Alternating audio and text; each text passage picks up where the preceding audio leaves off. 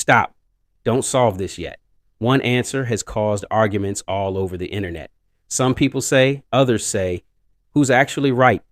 By the end of this video, you'll know the answer, and more importantly, why so many people get it wrong. Before we solve it, don't use a calculator. Take 5 seconds and decide your answer. Is it right or wrong? Keep your answer in your mind because in a moment, you'll find out if you were right. Let's solve it carefully.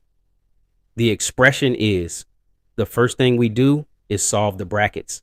Now the expression becomes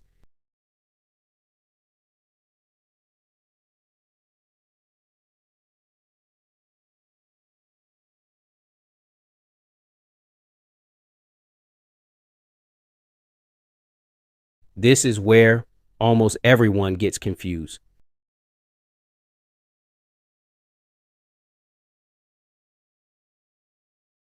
So then that gives us answer is.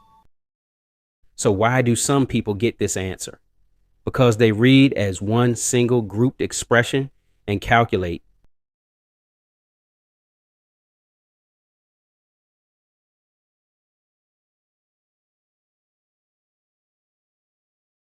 This interpretation is common in some contexts.